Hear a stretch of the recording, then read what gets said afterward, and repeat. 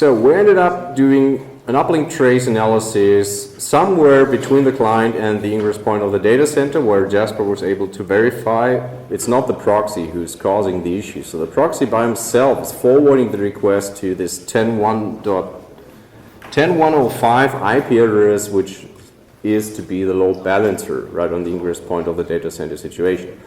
So whatever the load balancer is now doing is of course our next point of interest. So fortunately for you and us, we're having data center traces.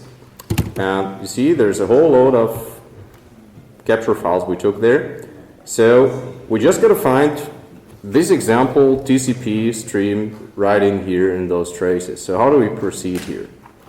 Well, we can just open the first one and search for the sequence number, right? So since we're not going to need the client trace anymore, because we know it's not the client having the problem, I'm going to close this. Maybe we come back to that later, but that's totally uncertain. So in the data center, let's see what we have. Lots of IPs, that's good. So let's get a quick check what hosts we're seeing there. So we got 10.105, we see the load balancer IP address, and we also have 10.301, the proxy. So we should be pretty good setup because both IPs are turning up here. So let's take a look. 10.301 and IP address 10.105. There we go. So yep, we're seeing stuff here. Those guys are talking to each other. Now we got a GET request, so that's pretty good luck. So let's check. What's the sequence number of your session? The yellow one? The red one? The yellow one. It needs to be the yellow one because that is the one to the load balancer. So I got sequence number 1564 something. Not high enough. Not high enough. 16800. Okay, whatever. 16 so something. Not in this trace. Open the next one. So I can offer 1554. Not enough. Not enough. No other connection in there. So what's happening here? We got 21 packets out of 37,000 with those IPs. So what's the capture you took in the data center? You got to be able to go across the whole. Let's see in the capture file properties. So we have 37,000 packets over which time span? Roughly 3.5 seconds. So every 3.5 seconds, roughly, we expect a new trace to be full, written to disk, and to appear.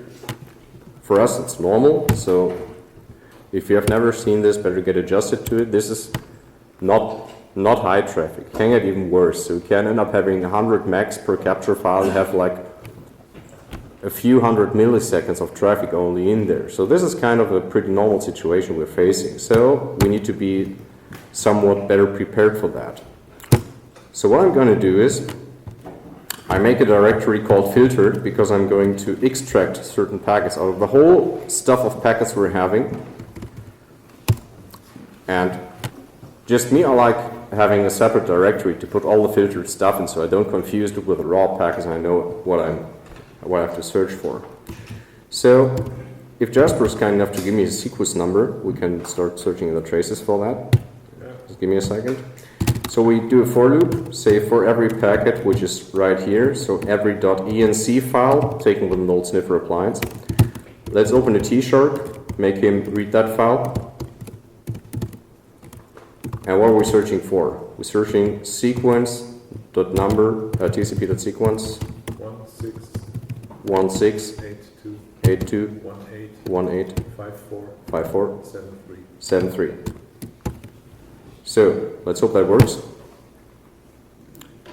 So now we got T-Shark running through all those single trace files, and bam, there we go. So in file number 9, we got that SYN packet. So let's confirm that. Span 9. I could filter, but I always start with a Control F, the find function, which is pretty useful because I don't want to filter on something and when I find it clear to filter back again immediately. So let's just go here, tcp.flags equals 2.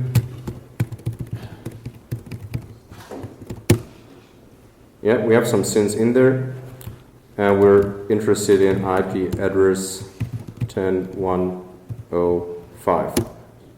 So there we go. 2129, that was not the one we're searching for. Okay, so obviously there's even more inside, so we go for that sequence number and jump to that one directly, which is hopefully somewhere in there. There it is. That was fast. Okay, so let's see what we got. Back to colorizing again. So I got to stick to your yellowish. Is it visible? That's yellow? Barely. Okay, I use another color then. Don't get confused. Do we have this better? Okay. So we got the handshake. Default behavior, I always do. RTT, pretty fast, no issue. So get request, get mail test, whatever. Network acknowledgement, also pretty fast. And then what happens? Then we go down and down and down and down and down. And I'm pretty sure we won't see the answer. This might be a pretty short file. So let's try to filter. Conversation filter, TCP. Yeah, so we barely have the handshake and the get request, and then it's gone since we're in that single capture file. So now the next task is to find all these packets belonging to that session inside the whole bunch of data center traces we got. So my next step would be to use trace wrangle to extract that conversation out of that, but since we're not sure that we're on the right track with this particular TCP session, I'm going to do a little more broad approach, and I'm taking off everything which is sourced or going to this 10.1.05 load balancer IP address and see how big that becomes. So from all the big traces, I do a slightly smaller one, which has all the packets going to or coming from the load balancer in it. And I might even filter down one more step from that one, and again and again and again.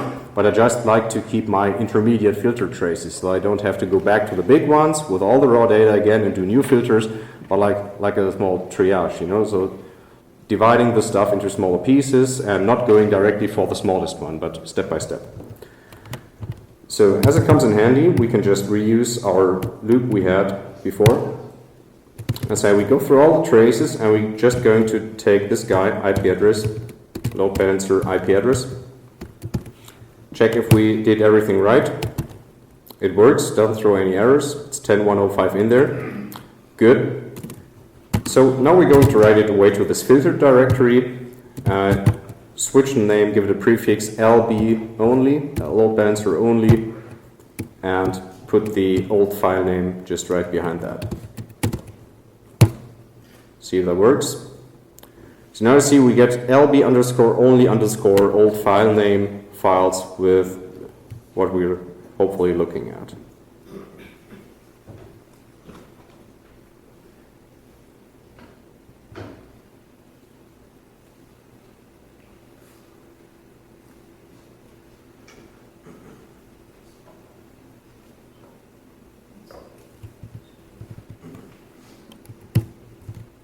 There we go, finished. So let's take a look at the size.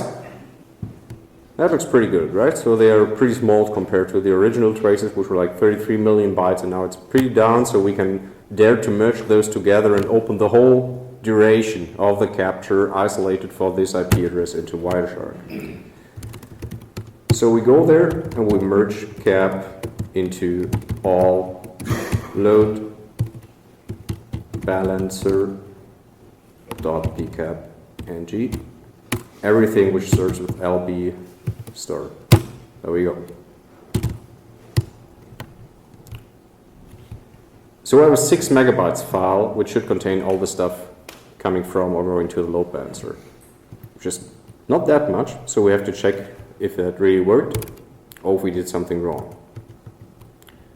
So, gotta close the single one, remove the filter, and fire up the supposed to be all load balancer traffic. So we have 10.301, the proxy server coming to the load balancer. We see situations, that's good.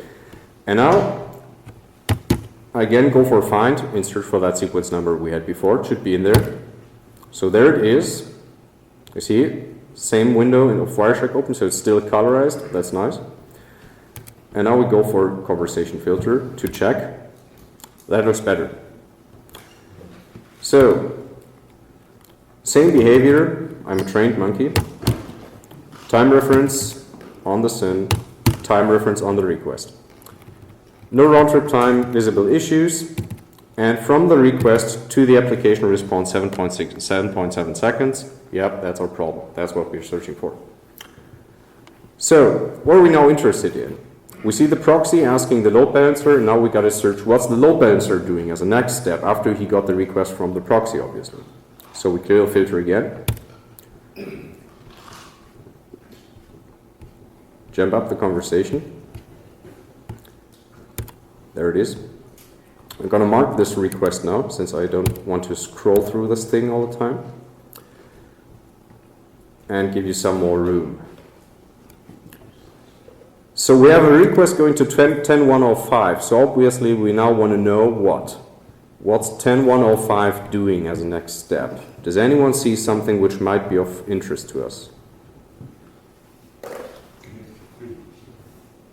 Which frame number?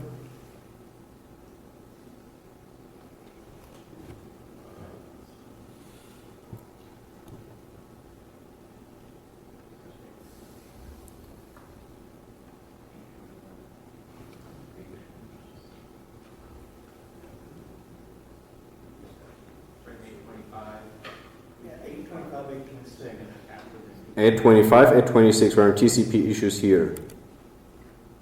Maybe. Why is that related to this request? In 821, he makes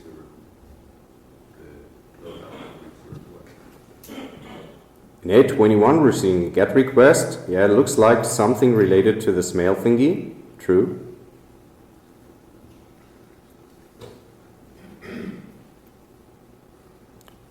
Let's try to stay a little more, let's say, easy and structured on this. So here's our GET request. And without going too deep into what we see, we know 10.105 is going to do something with that request. So let's, pretty simple, just take a look. When does 10.105 get active after this request? And you see that here. All right, I'm going to mark it or colorize it. So here we got a SYN packet from 10.105. I'm giving it a red color.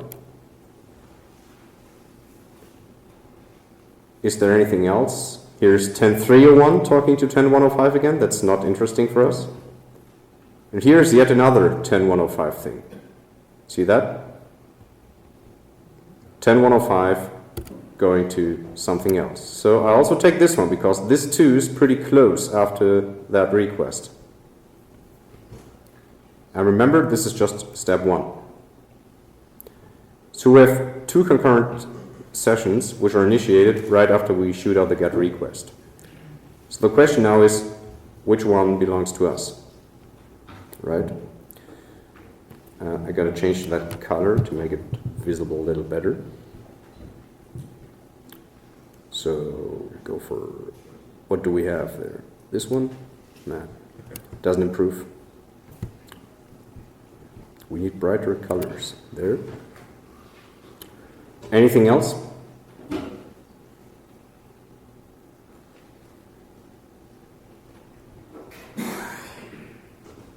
Well, not really, right? So here's the situation. We got the light blue conversation sending a request to the load balancer, and we have two sessions initiated afterwards by the load balancer. And if you look down here, you also see yet another session, maybe already open, where the load balancer asks another system also to do something with mail, task equals mail, whatever. So here things get a little fishy, because obviously my client or our client here was not the only one trying webmail at that very point. So now we have lots of conversations here, which may or may not be the ones what we're looking for. So the most easy thing to do now is just trial and error, right? So we just pick one of those where we think it might be the one and see if that seems to be valid, if it seems to be reasonable, what we see there. So we go to the originating request, check for the TCP stream. Since now we're in a single trace file, we can make our lives easy. I'll say this is the stream number we're going to definitely want to look at. So we're going to have the proxy talking to the load balancer. This is stream number 42 for that exact conversation we're looking at. And let's start with the very first thing we're seeing with this red one. Check here. That's stream index 43. So we just do or stream equals 43. So since we filtered away all the stuff we're currently not interested, we can do trial and error all the time because this is way below 10,000 packets. So this is processed like this, and that's the nice thing of having a pre-filter before you sift through that thing. So here we go. And we're seeing the GET request of the blue conversation here. I'm going to remove the mark now, just not to irritate. And let's see how this flow graph works, which was a good idea. Did that come in newly, Hansang, or? No. Okay. I didn't saw it colorized before. It wasn't colorized. That's why. So we see some interaction. Blue session, red session, blue session, red session, blue session, red session. And from the timings on the very left, you see here's the big time delay, right? So between this one and this one, it's a huge time. So that looks pretty reasonable. And we see blue session is requesting something, then the red session opens, also requests something, then we have the big time gap between those. And as soon as this one's finished, like 7 seconds later, the blue conversation also fires back a response code. So of course we can now double check with items in the request, search for cookie values or certain strings which are unique to that very specific connection. But for me, having such a huge time gap where the blue conversation is waiting, and right after the red one fires the return code, the blue one fires it too, that's decent enough for me to say, okay, I'm pretty sure I am right on track, I know what I'm seeing here, and this should be the one matching. So, we have those two, and now we take a look at this red session, which is the new one. So we have 10.105, the load balancer, and now don't get confused, it's not 10.3, which we had before the proxy, so it's 10.103, so exactly the other way around. 10.301 was the proxy, now we got 10.103, sorry for that. Again, confusing you. And so this 10.103 system is now the next body, where we can also confirm by setting time buffer in 7.5 seconds until the HTTP response. So obviously there's still something fishy going on, and again, it's not the load balancer. The load balancer is also waiting for that. And I think you see the pattern here already, right? So you start the client, you see a long delay, you just move up one step. And you again see the long delay, so you move up yet another step. You again now see a long delay, so what are we going to do? Move right another step, right? So the good news is we know what we're going to do. The bad news is 10.103 is a new IP address to us, so we don't have that pre-filtered. So now we got to take a look in the big data center pile of traces again. What's 10.103 doing? And maybe we don't want to lose the session we're seeing right now, since it would be perfect, of course, to have them merged in the final view to do the analysis. But I'm going to do it in 2 steps. So remember what we did before is we went through all this data center trace files and we were interested in what's the load balancer doing. So we took every packet coming from or going to the load balancer, carved it out, merged it, all load balancers pcap. So we're just trying to do the very same thing now for this new IP address which we just found. So we can reuse our command line, check the IP, so it's going to be 10.103, and have 10.103 filtered out. And what's that? Obviously, it's yet another web server, right? So we've been through the proxy, we've been through the load balancer, so the next thing should be the web server farm with more than one web server. So we got to go, okay, is web server, I don't know. I just call it web server 3 because the IP ends with a 3. Just my name, right? So let's see if that works.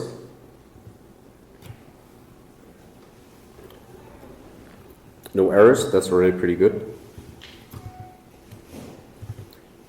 So in the meantime on Mealy Island, you can check if there's already some filtered stuff from the web server. There you go.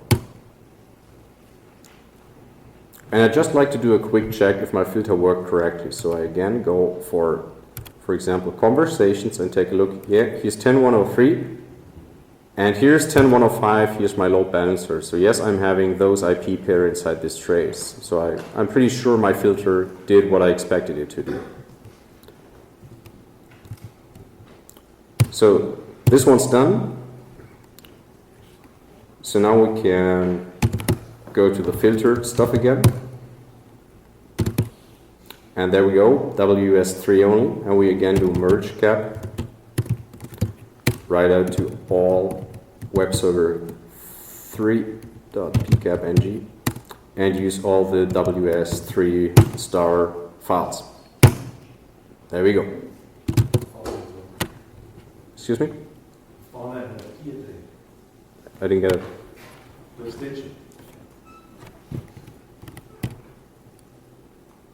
What about it? Ah, well, whatever. Yeah. Okay.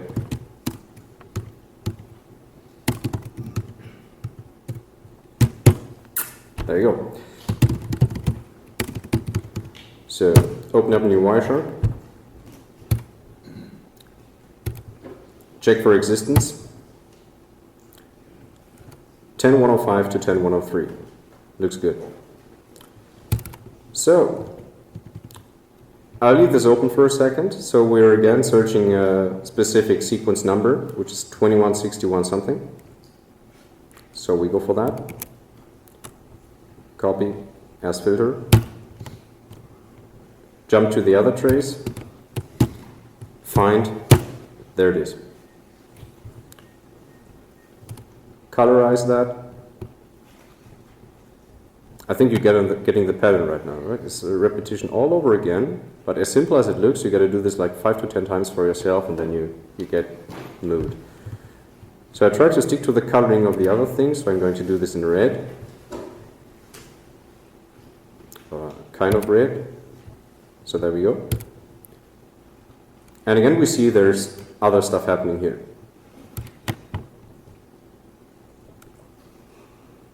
So what now? We see the load balancer 10105 talking to 10103, some whatever web server. So the question now is, after this specific request, I'm going to mark it. I'm going to put a time reference on there. What's 10103 doing? Do we see anything from 10103?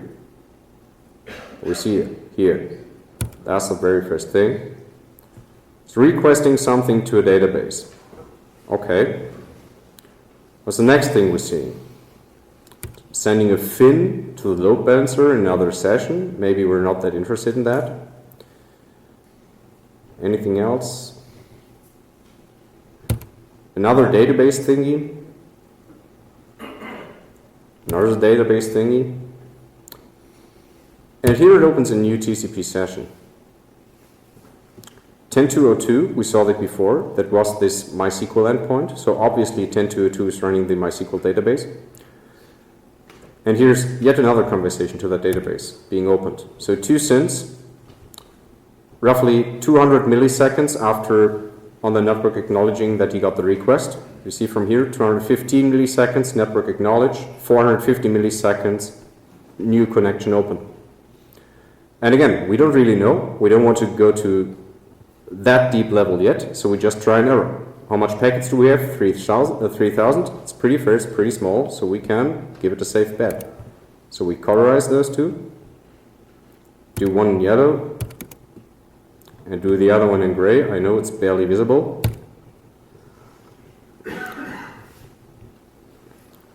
And now we check where the answer is. So we go to the request, response in frame 1207. Go there.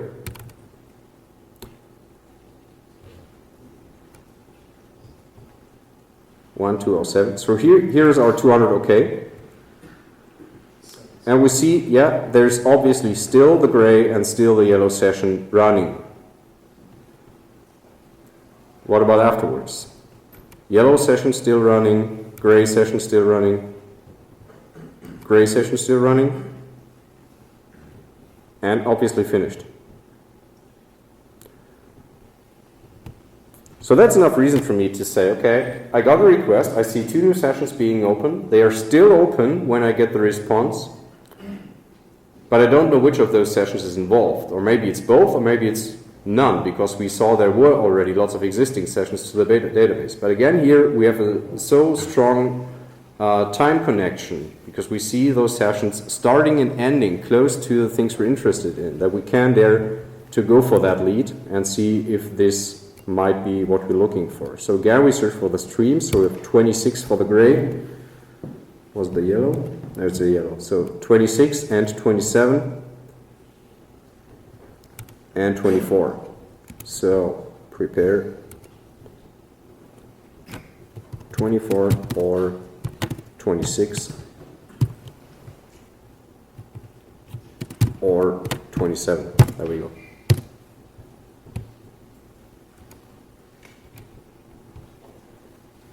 So let's make that big. So red one, incoming from the load balancer to some web server. Please, Mr. Web Server, I need something, task equals mail, whatever, whatnot. One connection to the database being opened, second connection to the database being opened. We see some login here.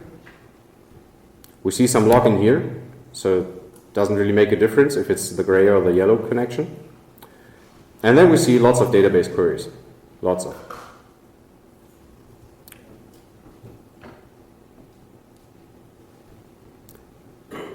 And then at some point, the 10103 sends back the answer to the load balancer, closes the connection. And what do we see here, right after?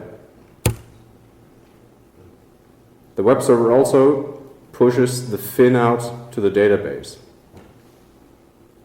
So the web server sends the answer back to the load balancer, and right after that, talks to the database saying, thank you, I'm done, my connection is finished.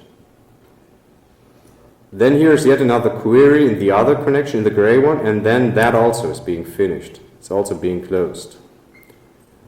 So without exactly knowing which of those sessions immediately is responsible for our thing, we can tell both end right after the web server got from the database whatever he was looking for in both sessions initiate like pretty shortly after we saw the GET request. So that's fair enough for me. I keep both in the argumentation to say, okay, both are somewhat relevant for the analysis. So when you take a look at the timings now, do you see an issue here? Once again? You took a half second before you even started. You never even logged in. It was almost a second before you even logged in. Yeah, it takes long until he even logs into the database, that's right. But take a look at the handshake, at the round trip time. Yellow session SYN packet, set time reference. How long or how big is the round trip time for the yellow session? How much? It's not. Round trip time we always calculate from what? From the SYN packet to which packet? No, to the ACK. Always to the ACK. Why do we do that? Why don't we use the SYN ACK here? Depends on the connector. Exactly. I'm the client, right? I'm sending you a SYN packet. I put my capture box right in front of your nose. And I'm flying to Australia, and I'm sending you a SYN packet right in front of your nose. So whenever it arrives at your place, it has already been on the way, and we don't know where we are from the capture situation. If we're locally capturing on a system, we can go syn to SYNAC locally. But since we don't know where we are, we don't know where the capture device is being, we go from syn to ACK, and that's also where you see the syn to SYNAC RTT is below a millisecond, looks hell fast. But then the ACK takes another 257 milliseconds to come back in, and that's way of a difference, right? Let's compare it with a gray session. Same story. Roughly 200 milliseconds round trip. Inside a data center, 200 milliseconds round trip time. Is that explainable? It's got to be pretty long cable where it has to travel through, right? So no, it's not explainable. And you will see that pattern when you go through this request response thingies. You always see this 3-digit number as a delay between every subsequent request going back and forth and back and forth and back and forth. So obviously, just by the plain number of turns between the web server and the database, which all have some delay because of whatever reason, it sums up to being over 7 seconds in total. So if you were to use another application which just does 2 turns to the database, it wouldn't be that visible. It would be half a second and then you got the response, but this very specific GET request obviously needs like, I don't know, 20, 30 turns to the database, summing up to 7 seconds what the users are complaining about. So we don't know if it's actually a problem with the web application itself, that it's doing some stuff on the database which is not good, but from the timings we can already say something between the web server and the database has issues. Because we always see it in the handshake. It's not just the application which has slow responses from the database, but already the handshake to the database takes 200 milliseconds or even longer. So something is wrong there. And this is inside the data center? Yeah, it is. Wow. And since this is a lab, we produce it artificially to annoy you guys, but that's the way it was, kind of. So it could be a SQL request that's multiple SQL requests because you consolidated in one packet, right? Yeah, that would be the case if you had a fast round trip time in the handshake, right? Which we don't have here. We already see the delay in the handshake, but there's a very good point. That's usually, that's actually the thing how we came to build this thing, because we were on this assignment, and on the very last mile, Jasper ended up having, I think, an 8,000 byte SQL request, where they like selected every single thing by their name from a database without needing it, and this went just back and forth like 150, 160 turns, and they had a hell of a database cluster running there. The fastest thing you could buy for money was in Switzerland, and literally that killed them. So good thought, that was exactly the situation. Here in the lab situation, we had to artificially do that because we couldn't afford a 3-digit million database cluster just for labs. Our boss wouldn't have that. Okay. So did everyone kind of follow up to here? So our hope was to get this idea of just doing repetitions all over again of certain patterns for the filtering, for the T-sharking, for that conversation matching, finding stuff, using color filters, getting an idea how things work, also in relevance with time, to just walk your way through the different capture points until you're at the point where you can do a pretty precise statement about what you're seeing and who's involved. So as a final sum up of this exercise, we can tell it was not the client's fault, it was not the proxy's fault, it was not even the load balancer's fault, which is kind of rare.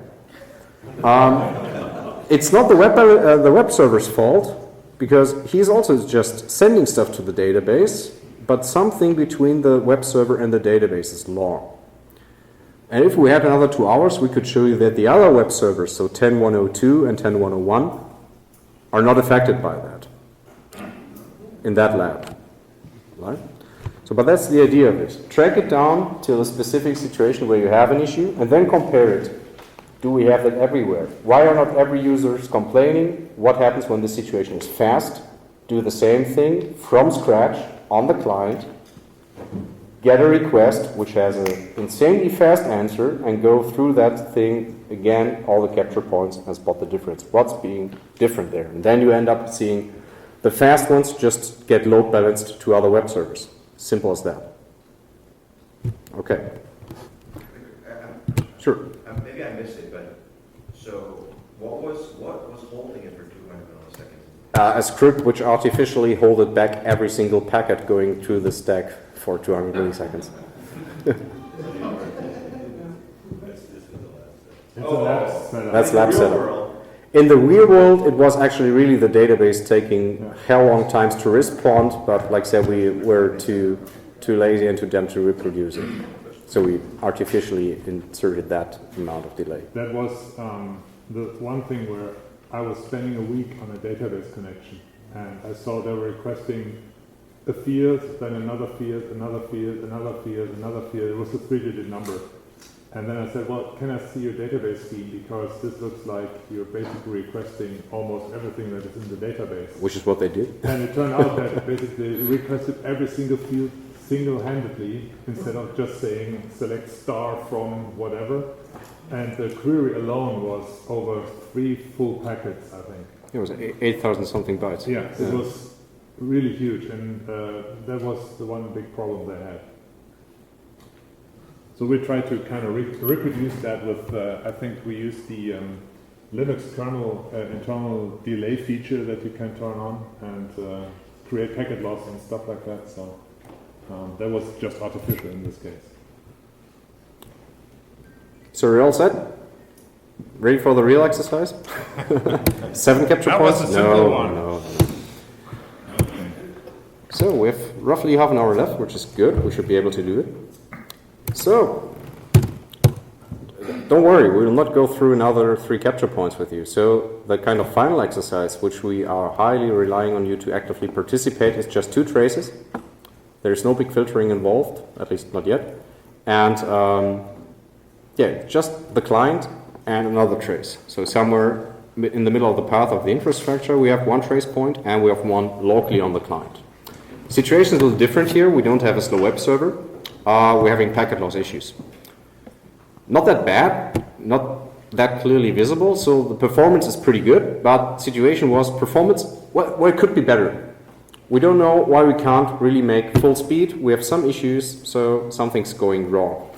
And situation was, you had clients talking to a filer, I think it was a NetApp or something, and every once in a while, when they send stuff to the filer or download the stuff, there was just either huge delays in the conversation or it literally paused for a few seconds before getting to speed again. There was no visible explanation to why it would do that, and they couldn't track it down to saying, okay, lunch break, not lunch break, which file, which client, didn't really matter, so just sometimes it happens.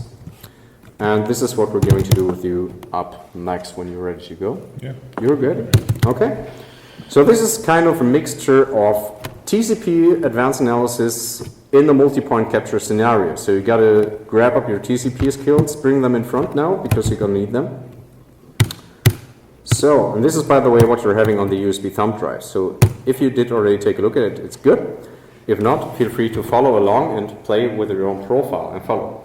We got 2 folders in there. One is called regular setup, which is kind of the live thing we did in the middle of the running infrastructure.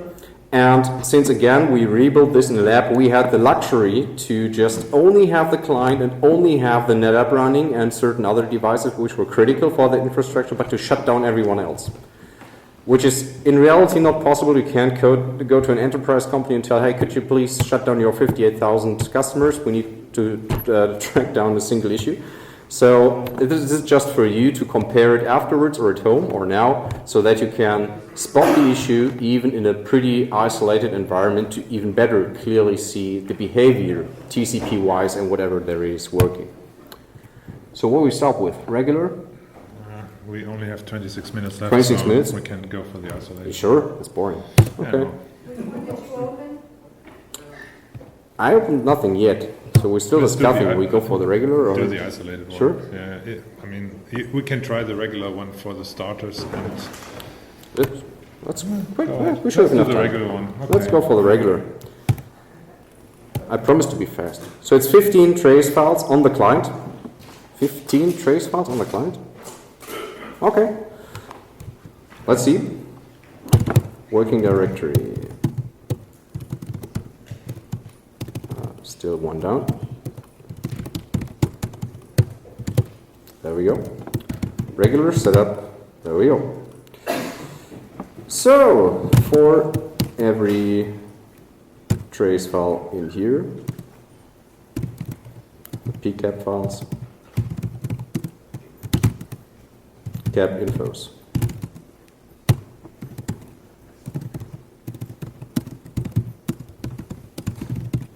what trace files are we trying to use? Right now, this is the regular setup, and he's using the. This is exercise 2, regular setup, and there's a bunch load of client files there. Okay, but there's also 2 uplink trace files in there? Yeah, those are his. Those are mine. He's just on the. I'm having the client traces, he's having the uplink traces, and you're having both. No? No? Okay. Okay. Yeah. Are we missing something? The client trace is not on there, or? They're there, it wasn't clear whether we're looking at. Ah, okay. traces or whether they're from the same. He's just doing the client stuff. I will be doing the uplink stuff. So again, I'm ever point 1 on my machine. Here's again somewhere maybe close to the data center. So what I did as a start to get an idea of what's going on there, just ran cap infos on every single client file of 100 megs to check how long did it run, because I was somewhat confused that I have so many full packet capture files, 100 megs on a client on a workstation. Turns out it's roughly 8 seconds. So there seems to be a lot of traffic in there. So obviously the client is uploading or downloading stuff with roughly 100 megabits or even faster. To have 100 megs being delivered in 8 seconds, that's roughly 100 megabits. So I think we're dealing with a pretty fast upload or with a pretty fast download here. So is there something we can filter? Let's take a look. Let's open one client trace, take a look what we're seeing, get an overview. It's just a few IP addresses, and from the bytes, 99 megs, we can already see here's a big connection going on. So by the number of packets, by the number of bytes, this is just small stuff, whatever, and this obviously is the dominating connection in here. Now if we go through the other traces, you see those 2 IPs, that's the totally dominant connection in the whole client setup. So this is the big thing what we're looking at. So since the description was we're having packet loss, analysis, flags. There we go. Let's see what we got. Just get an overview. Primary segment not captured, some duplex, some fast retransmission, some out of orders, some duplex. Yeah, that looks like pretty high amount of issues. Okay. So we got to see where the packet loss on the uplink later appears. So let's just quickly compare the timings if we are somewhat time synchronous, and then we can use the trace. So mine starts at 1426. Your capture? Or? My first client trace starts at 1426. Well, mine starts at 1426. And how many seconds? I've got 56 seconds. I have 4. 4, so you should be earlier than me. Right? First packet, there 28, 56. Why are we doing that now? We saw a captured time duration of 8 seconds on the client. So now we're talking time critical here, right? So we know this whole capture starts and ends within 8 seconds. So there's no need for me to figure out itchy conversation issues with retransmissions and stuff. If I'm half a minute before him, I would to go at least 5 trace files later, because we have to be somewhat time synchronous. So I'm at 14:26:56, and you should have that where you are, right? You're going 26 to 30. So could you check if you find something in there? For example, let me quickly remove the filter. I give you a sequence number just for checking. It's 42 TCP.sequence 42 20 20 75 75 4227. 27. I have it, but it's not a SYN packet. No, it's not. It's just a regular data packet. Okay, got it. Let's check the TCP ports. Should be all the same. It's 550 as a port in 445. Yep. IPs 1020 something and 102044. Yeah. Okay. Good. Quick match, done. That's why I said this is not about matching anymore. Not yet. So this is getting more complicated. So we don't know where we are. We're just in the middle of a big conversation. Was there a question? Okay. So let's check what the issues are. We see something going red here again, so I go right to the start and I go for find me the first available retransmission. So if someone said we're having performance issues, we're having packet drops, we should see some retransmissions in there, right? So here we go. Here it says TCP fast retransmission. Trained monkey behavior incoming, right click, conversation filter TCP, wait for it to appear, go to the front, put a time reference on the SYN packet, no SYN packet here, okay, doesn't really matter. Go back to the retransmission, start TCP analysis. So what do we do when we see a retransmission? Well, first thing we look for. Well, we check if it's really a retransmission or if just another Wireshark bug showing up weird stuff, right? So let's check the sequence number of that packet. It's 4220 something. So with absolute sequence numbers, I tend to only take a look at the last 5, 6, 7 digits, determining on the speed. So I go for this 6444-7 sequence number, and I go up in time and see, okay, did I see that before? Did it get lost somewhere in between this trace point and my machine, which is kind of unusual because I'm on the client, so I should not see it before, but I should be able to see the gap where the packet should have been originally before being retransmitted. So I'm gonna mark this thing, so I find it pretty good soon. And then we go up. And we're already seeing doobags, which kind of gives me a good idea that we are dealing with a packet loss situation. And here we have a segment not captured. So once again, we were looking for that sequence number here, 64447. And what do we have here? Here's 62987. Plus a fully sized segment, so the next one definitely is 64 something. So we take a look in there. I usually would switch to my TCP detail profile, but the columns would be at the door, so sorry for the resolution. So I do it manually, we do it the old school way. And there you go, next expected sequence number 64447, exactly what we saw on the retransmission. So right here, well, Wireshark correctly tells us, hey, there's something missing, because he doesn't go 6.4, he goes 6.8. Yep, there's stuff missing. So we go set time reference, and there we go. So for me, the situation is pretty easy. I've read some things about TCP, so I should be able to pretty fairly quickly diagnose this one. So what do we expect when there's the situation like this, segment not captured? We see the client sending duplicate acknowledgements because he wants to trigger what? Fast retransmission. When do we have a fast retransmission? After 2 or 3 duplicate acts, depending on the operating system, right? So there we go, let's check. Segment missing, segment not captured, dupag number 1, dupag number 2, dupag number 3. So next thing should be the retransmission. Dupag number 4, dupag number 5, number 6, number 7, number 8, number 10, 13, goes on, goes on, goes on. Dupag 38, dupag 40, and finally a retransmission. So is this a fast retransmission, as Wireshark tells us?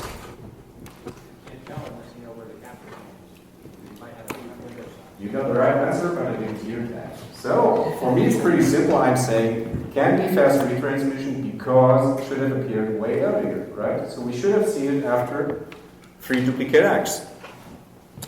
So from my capture point, I would say there's something ishy going on, because also in a low latency network, 5 point something milliseconds for retransmission to occur when we have microseconds round trip time, that takes way too long. So my guess, there's some issue going on, because I would expect the retransmission to instantly occur. Can I analyze it further? No, I can't. I'm on the client. So this is where we need Jasper and his trace to compare all this stuff. Yeah, so I can look for a retransmission as well. I can give you the sequence number of mine. You should be able to find Yeah. it. Give me your sequence number of your Give retransmission. me. Give it to me. 42. 20 76 4447. You are prepared. Found it. Well, I'm doing fine. It's DUPAC 1, DUPAC 2, DUPAC 3 retransmission. Then you didn't filter on the conversation, probably. No, I didn't, but let's do that. Yeah.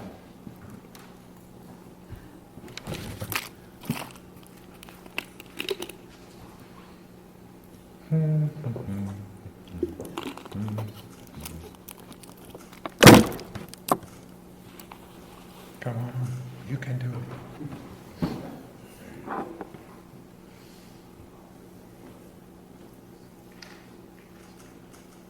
Now it's filtered and still. 1, 2, 3, retransmission.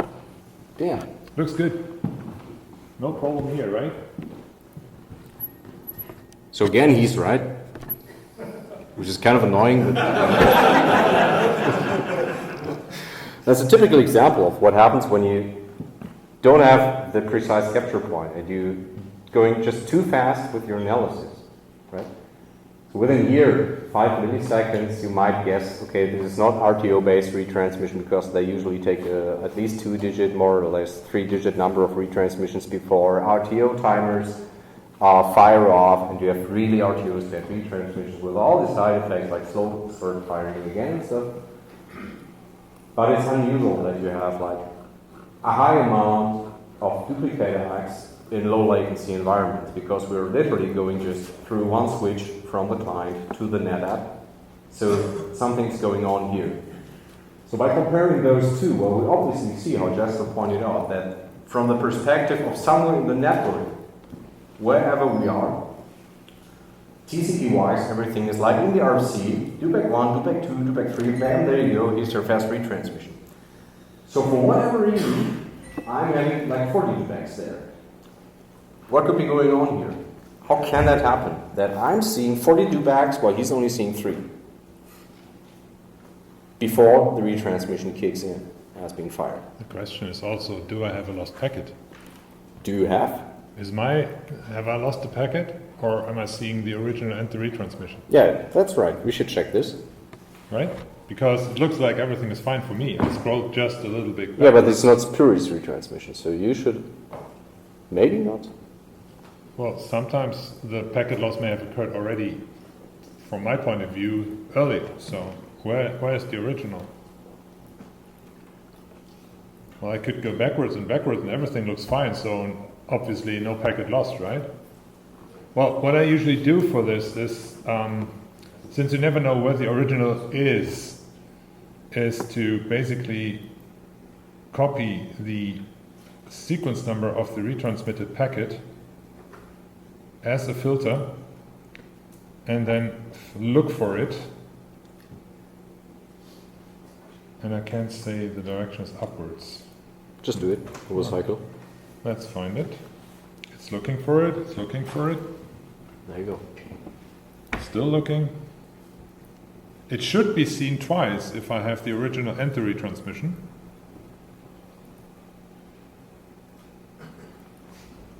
Yeah. Continuing at the beginning. There you go.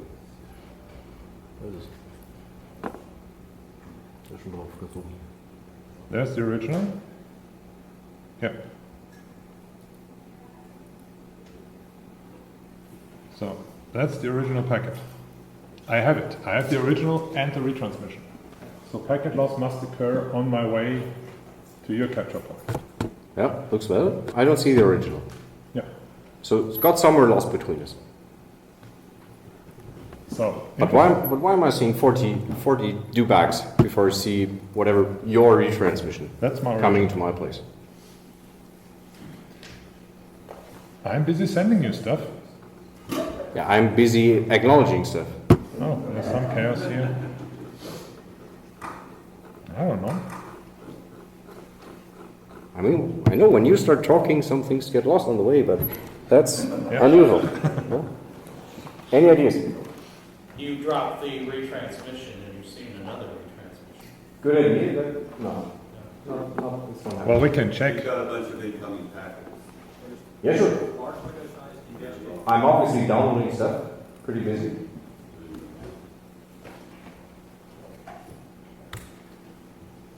I'll check how many packets I have with the sequence number of the retransmission. Should be 2, the original and the retransmission. He just Otherwise, had two?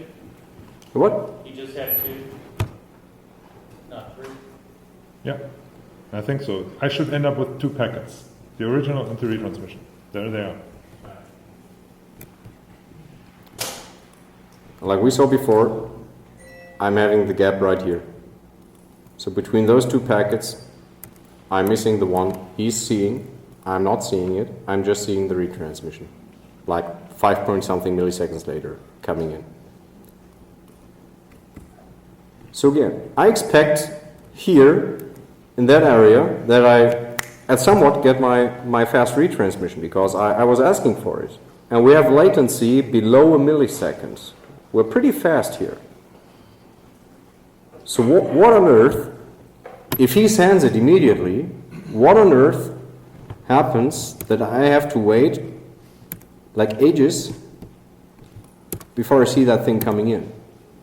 I mean, do you see my duplex all the time? So what's your situation? You're retransmitting the stuff.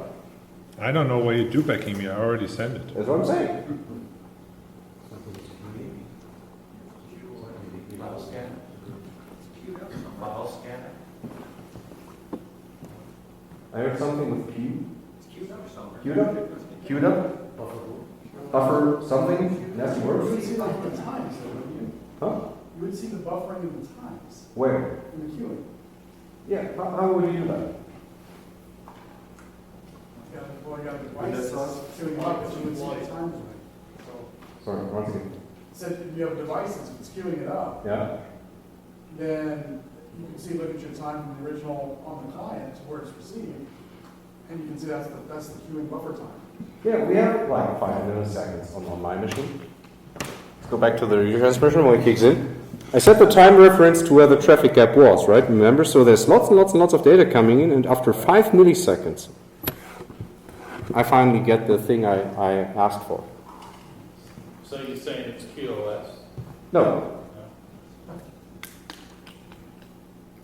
Having both capture files available, you know the server instantly sent the retransmission. Having the client file available, you see he's waiting for it. So it must be somewhere on the path down to the client, waiting for over 5 milliseconds. And since packets don't take a coffee break, obviously they're sitting inside some queue. Or it's latency. But latency is not the issue here because we know latency is below 1 millisecond. This is fast as hell. It's going just local. So the only explanation we have for the 5 milliseconds, which in this scenario is like ages, is that the packet with a fast retransmission got on hold somewhere. We don't know where yet.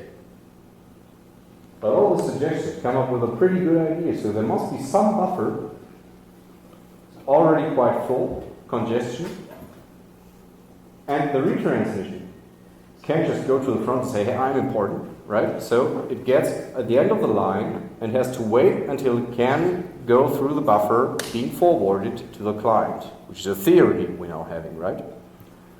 So is there any indicator inside the trace file, inside a TCP session, which could give us an idea of how big those buffers might be, how filled those buffers might be? Is there any indicator which can give you a rough estimate of the, let's say, traffic situation on the wire as it is?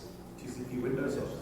Window size? Kind of. Window size is just the size of the door everybody wants to run through towards a certain target. So when this is too small, I agree, it's prohibiting people to go through or packets to travel through, but you don't get an estimate of how the current situation is because window size is just a maximum limit, right? Bytes in flight. Bytes in flight. What does bytes in flight do? Unlike attacks on the wire. It tells you how many bytes there are which are not yet acknowledged. How many bytes in flight should I see on the client, usually? If I'm the data receiving end, I'm downloading stuff. How many bytes in flight should I see? Very few. Very few. A few segments, 2 to 6 segments, depending on the OS, depending on disk I/O, depending on whatever, because I'm constantly acknowledging the data I'm getting, right? So let's see what happens here.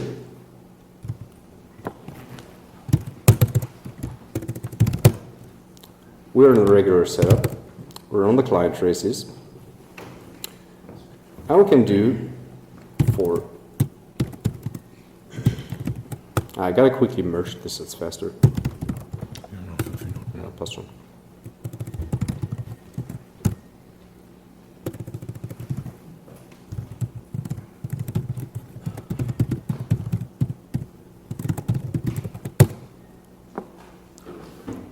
So while I'm doing it, oh, that was fast. SSD wins. Read, filter, TCP, analysis, the retransmission. TCP, analysis, bytes in flight. And I'm just curious, I also always want to have the frame number, just in case I find something interesting that I can directly jump to it, to see what is going there.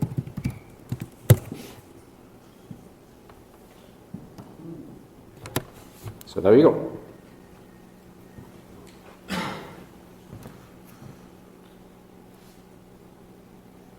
So while this is pretty obvious, what we can see there is whenever there's a retransmission situation, there's a kind of high number of bytes in flight. Is this unusual? No, it's not, because when we're waiting for something, we're keeping our TCP ACKs on a constant number, because we're dupacking stuff. We may be selectively acknowledging other stuff we might have, but since we have the last act packet, a last act segment here, it's totally normal on the retransmission level to have higher bytes in flight. But the question is, how big do they get? Because when they reach a certain amount, like 50,000, 60,000, 70,000 bytes, we know there's huge amounts of traffic coming in, and since we, before we get the retransmission, we have delays. Because we have fast retransmissions like that, which just go through. We should have the number of bytes in flight which can be transferred in one round trip time, which usually is not that much, maybe 20K, 40K, if you're just on the gateway, right? So with the peaks going up to 80,000, 90,000, or 100,000 bytes, we can already tell, okay, there's some congestion somewhere in the network. Now, what's the biggest number you see there? Once again? Here's a big one.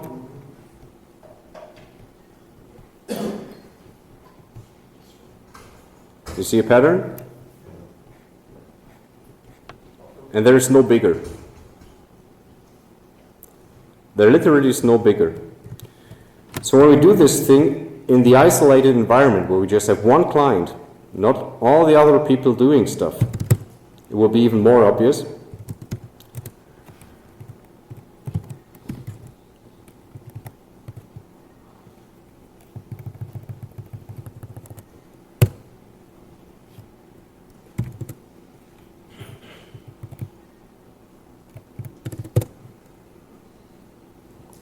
So there you go.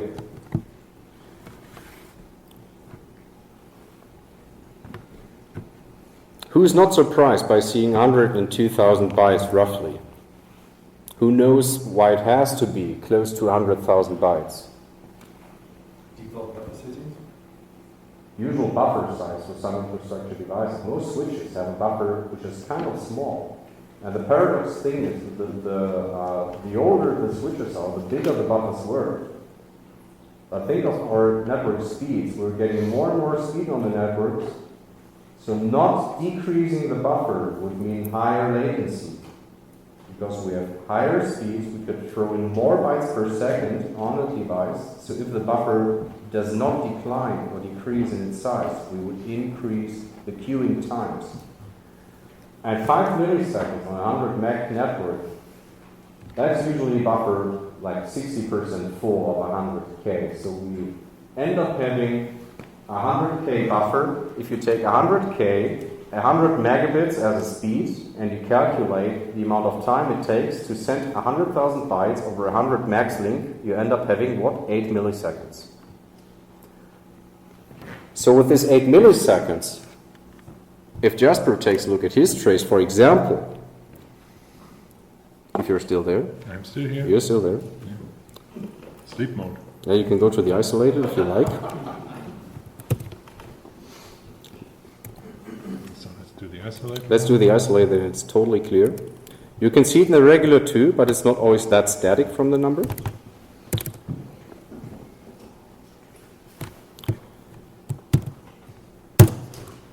So whenever you have this retransmission problem, and you go up,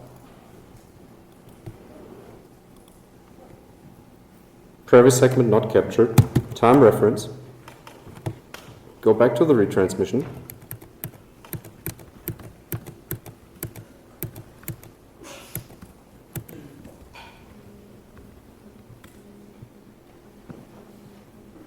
there, you see, 8 point something milliseconds. And when I go to the right, we see here bytes in flight 102,000 something. So that's the usual thing you're seeing when you have like a downlink from, let's say here in this case, 1 gig to 100 megs. Of course, packets have to wait on certain stages. And this is exactly what's happening here. So in certain situations, when the server is bored and gets a request for a big amount of data and says, there you go, just drop this on the gig link. I think you heard the word microburst. So the server is just heavily packets. And on the next switch, he has to pull them down to a very much slower link. So he has to queue them up, and at the end of the queue, some packets just get dropped. Because the buffer's full, you have 100K in the switch, you will just drop 1 or 2. While constantly pushing out on the 100 max. So this is actually what's happening here. And the good thing is, with the ability to compare the points, you can pretty much see on Jasper's side, everything is exactly how it's supposed to be. He's firing the fast retransmissions, he's sending and sending and sending and sending and sending, and doesn't stop sending, because it's pretty damn fast. And by comparing that, you can pretty much from the timing, from the retransmission behavior, from the sequence number analysis, and also graphically, take a look at bytes in flight, you can see as soon as bytes in flight hit 6 digits, you get retransmissions and drops down. So it goes up again, hitting 6 digits, going down again, and so on, and so on, and so on. So you will see that pattern, but only on his side. I can see it on the client. I just see if I have a retransmission, I have high numbers of bytes in flight.